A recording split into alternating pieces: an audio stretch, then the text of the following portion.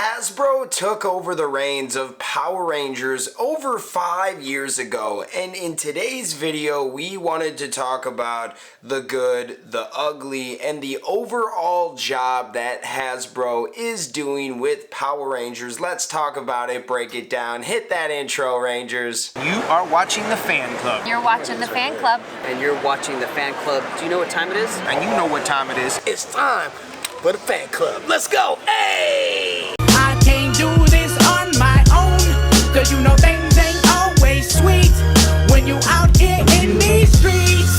But my morpher, when it morphed, I made a fake. What's going on, everyone? Welcome to the Fan Club. It's your boy Dan Brosnan in the building. Welcome. Thank you for taking the time out of your day to watch one of our videos. And today we are going to be talking about the last 5 years of Power Rangers, especially their connection and relationship with Hasbro being the center of the Power Rangers universe now.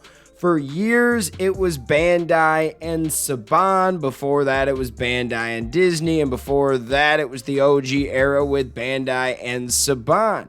This is the first time ever in a period that we haven't had Bandai making the toys. And for the last 5 years, Hasbro has been making the show and the toys. Now, they have done a lot of good for this brand, but for a lot of good that they've done, there were some mistakes that were made also, and that happens. We as humans aren't perfect. We're going to do a lot of good things. We're going to do a lot of stupid things. On February 16th, 2018, it was announced that Saban Brands would partner with Hasbro to make Power Ranger toys.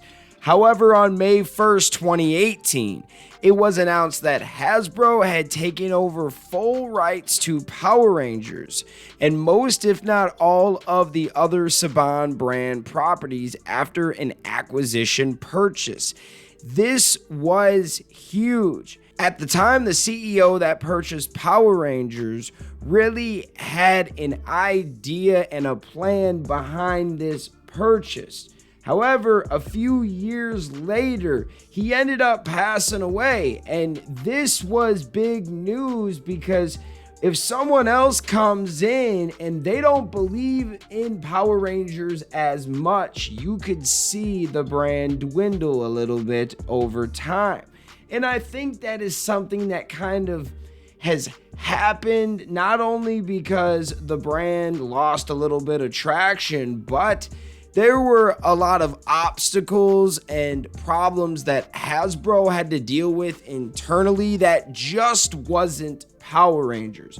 So let's take it on back to 2018. Power Rangers Beast Morphers was awesome to me. It was a reason why I got back into the brand. I feel like that was the first step in changing Power Rangers for the better, and it just started with minor little things. I liked the storyline for Beast Morphers way more than I liked for Ninja Steel. And the toys, Hasbro teased us with a release right away with a bunch of good toys. The Morpher was dope. There was a bunch of figures that were out. The Megazords were hard to get a hold of, but overall, it was a nice line. Were there a few things that I felt like they were trying to force with Nerf to kind of make a Nerf gun, but then it didn't really look like the Morpher or whatever? Like, I'm thinking about the Gold Ranger Morpher for Beast Morphers. It just didn't really look like the Morpher that was on TV. The second wave of Beast Morphers comes out and it's a little bit smaller. The Morpher for season 2, the Beast X Morpher, didn't really look like the Morpher from the show. And that was when we started to show some quality control concerns. There were a few figures in that season 1, season 2 line that I got that the leg was broken, the head was broken. And then the Lightning Collection came out. And I, for one, love the Lightning Collection. I love the idea and the thought behind it.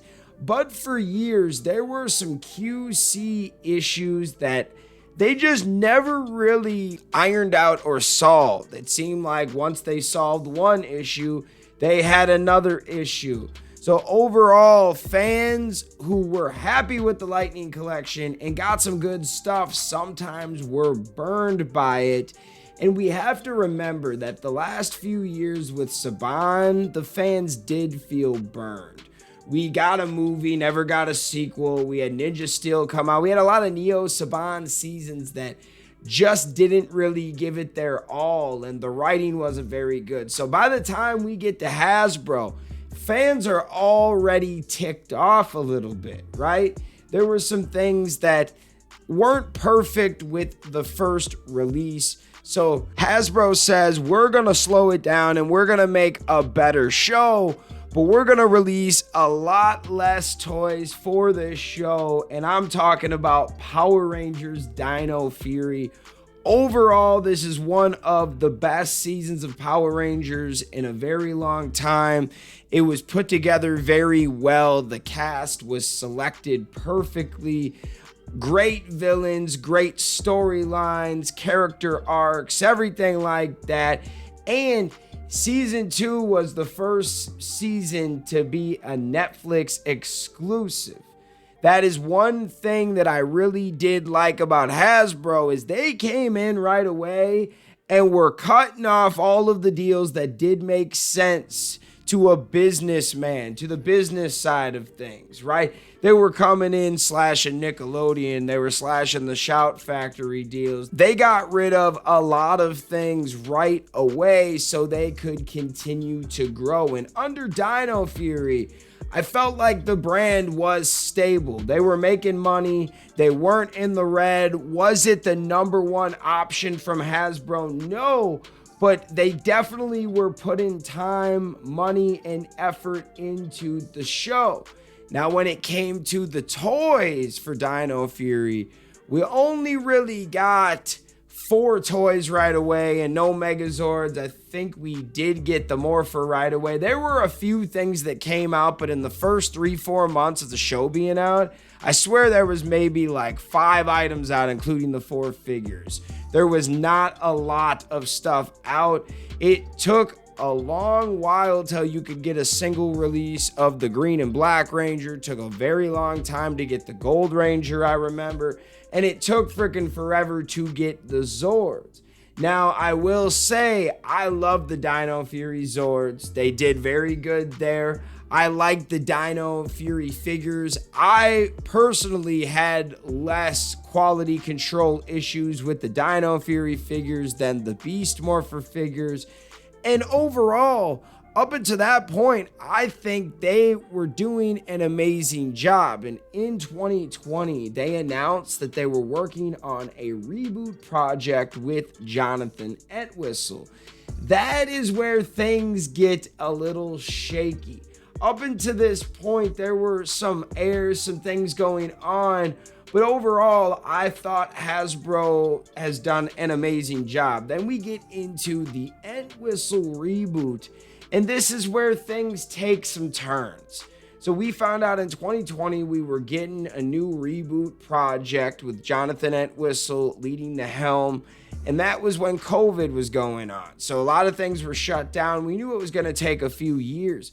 But it seemed like we were getting so many roadblocks. And about, 8 months to a year ago, I was told that November of 2023 is when they were going to start the pre-production of this reboot. Well, as you guys know, in May of this year, we got hit with a strike on the writer's side and the actor's side.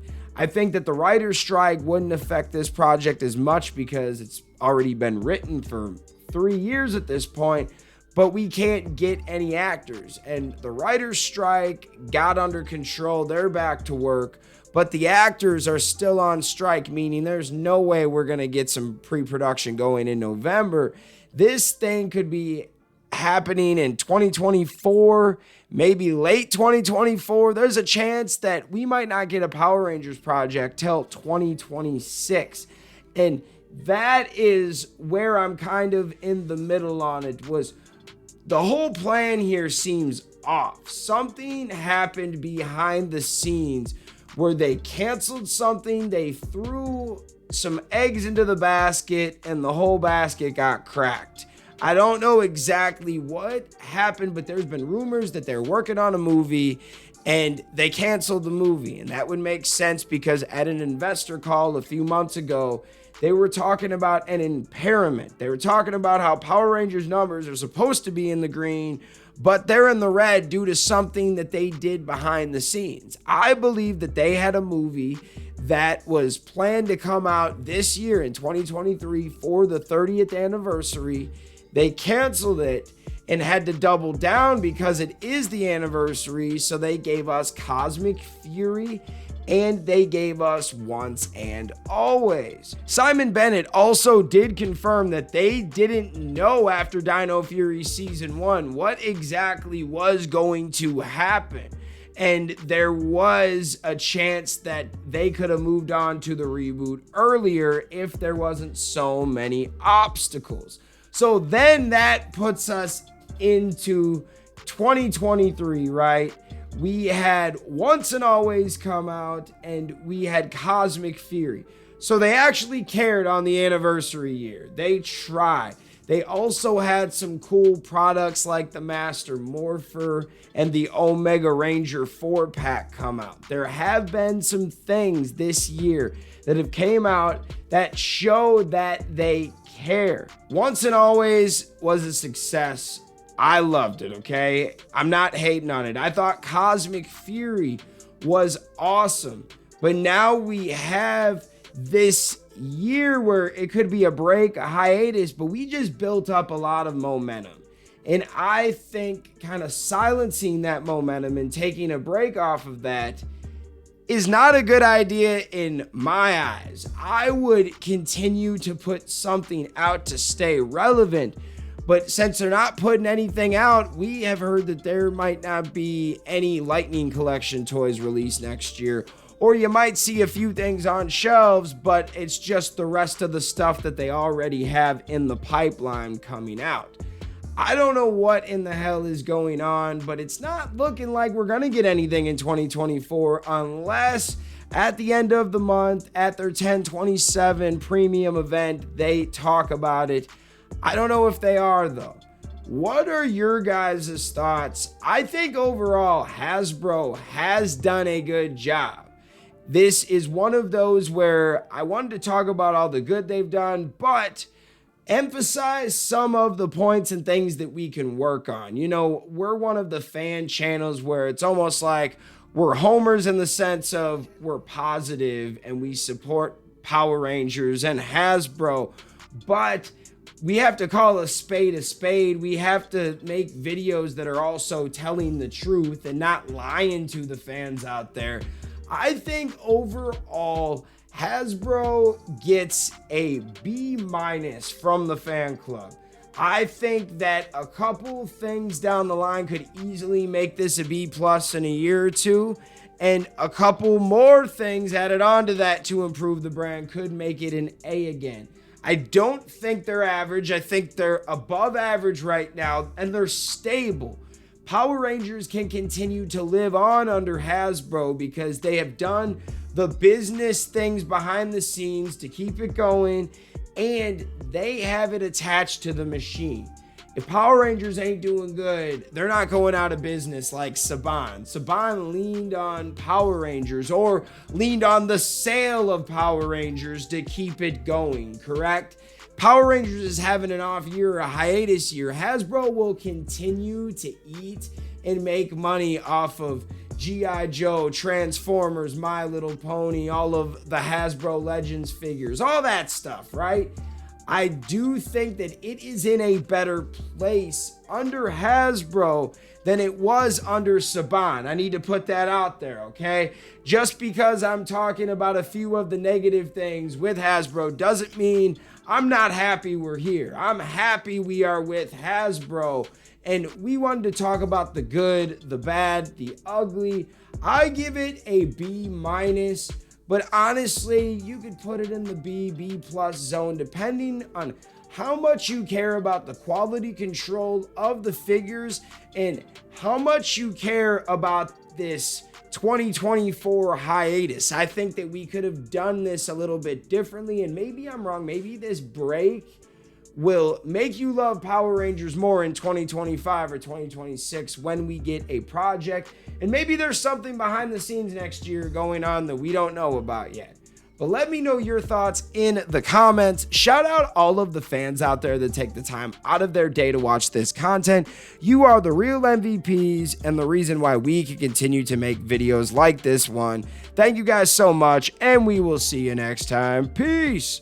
I want to give a special shout out to the Gold Ranger members: Anime King Nick, Chaos Draco, The Arctic Operator, Dig Wyron, Tim Rage, Roderick Hare, Miguel Ortiz, Let's Talk Sports, Papillon Oger, Roderick Ham, Jason Morazes, Willie Maloney, Louis Cairns, Solima Ramirez, Danny Nascimento, Skird, Stephen Heffelman, Thomas Franco, Savage Sal, Tim Brown, Sean Schiffer, The Cosmic Nerd 24, Bruce Walters, and Austin White. Thank you guys so much for your support, and if you want a video shout out like this one, sign up to be a Gold Ranger member today. Thanks for watching this video. If you like this content, you know what to do. Hit that like, hit that subscribe button, and hit that notification bell.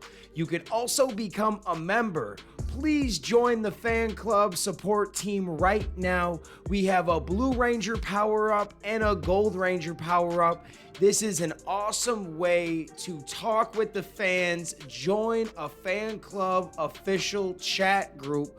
You can also be featured in our videos. At the end of the videos, I will shout you out. That's if you get the Gold Ranger Power-Up membership. Go check it out. Go support the fan club. We love you guys, and thanks for watching. Peace.